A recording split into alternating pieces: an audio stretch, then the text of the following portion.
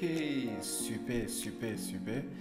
Salut les pros, salut et bienvenue dans notre presque dernier tuto consacré à Git et GitHub.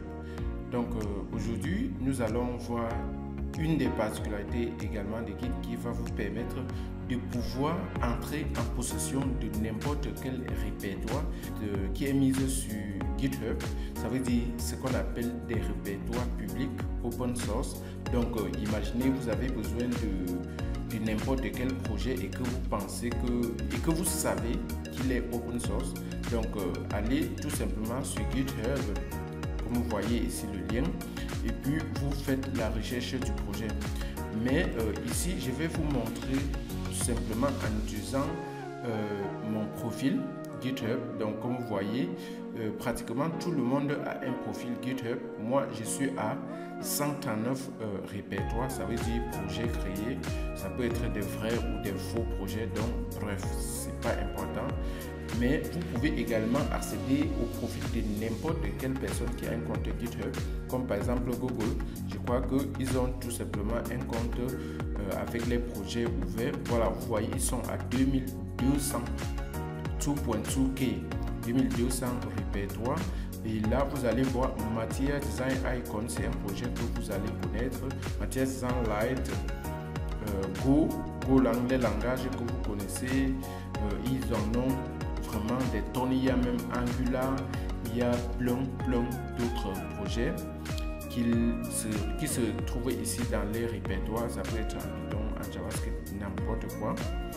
Vous pouvez également aller dans Open Source Google et vous allez trouver tous les logiciels open source de Google.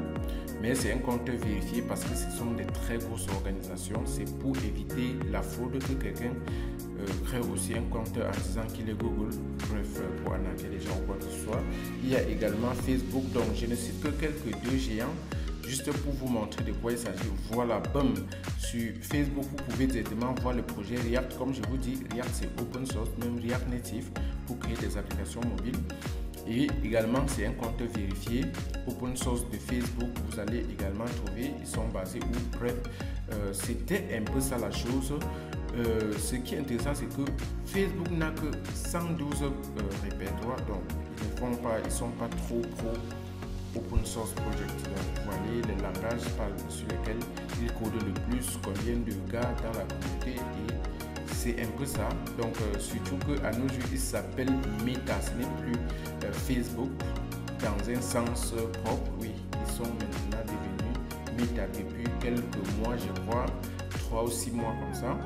Voilà, bref, c'est pas important. Je voulais juste vous montrer que à travers l'identité ou l'identifiant de n'importe quelle personne, vous pouvez accéder à tous ces repositories qui sont en ligne. Donc je rentre là dans Duplex, qui est en fait mon identifiant de GitHub. Et puis ici, je vais vous montrer comment cloner ce qu'on appelle un projet. Cloner un projet ici veut dire beaucoup de choses. Initiation au HTML, au CSS, plein de choses. Voilà, je peux vous montrer comment cloner ce projet-ci. YouTube Design Clone, c'est un projet que j'avais fait il y a de cela quelques temps, pour vous montrer comment cloner le code de YouTube de A à Z. En fait, donc on a codé, écrit du coup YouTube de A à Z en utilisant du HTML et du CSS. Donc je vous montre comment vous pouvez avoir ce projet si à jamais vous êtes intéressé pour continuer ou faire quoi que ce soit. Donc déjà c'est une capacité de Git, et puis je viens justement ici dans code, et puis vous allez voir HTTP, il y a SSH et GitHub CLI. Donc c'est les 3 méthodes par lesquelles vous pouvez obtenir le code qui se retrouve dans GitHub jusqu'à l'avoir dans votre machine. Mais le plus facile, c'est en utilisant le protocole HTTPS. Utiliser le protocole SSH, c'est un protocole plus sécurisé, plus compliqué également pour le faire. Et je ne vais pas vous casser la tête ici pour vous apprendre comment le faire. Donc nous allons tout simplement utiliser la première option par défaut ici. Vous voyez comment cette tabulation est activée ici. Donc vous cliquez tout simplement ici pour copier. Ça copie effectivement le lien du projet à faire. Et puis vous rentrez dans votre terminal pouvez mettre un PWD pour voir là où vous vous retrouvez. Mais je veux d'abord me rassurer que je rentre dans mes projets comme vous savez toujours et toujours. Et puis une fois dans mes projets, dans le dossier ce qui s'appelle projet, je peux créer un petit truc là-bas que j'appelle Make Directory YouTube Clone. Bref, c'est pour éviter d'avoir des problèmes parce qu'il y a déjà, je crois qu'il y a déjà ce dossier YouTube tutoriel ou quoi.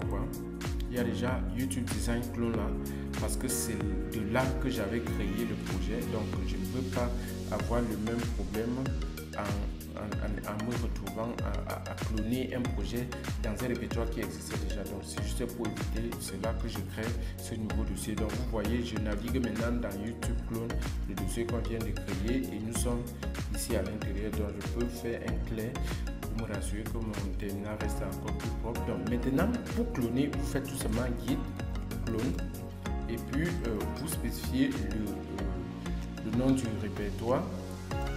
Je veux dire le lien du répertoire, donc du code qui se retrouve dans votre GitHub, et c'est ce qu'on a copié à partir de notre protocole HTTP, et c'est ça. Voilà, et puis tout ce que vous avez à faire, c'est d'appuyer sur entrée. Vous devrez être connecté sur internet et ça va prendre quelques minutes pour cloner. Donc brièvement, ça vient de cloner le projet. Si on fait un ls, vous pouvez voir ici que effectivement le projet a été cloné avec le nom du projet qui est ici à GitHub.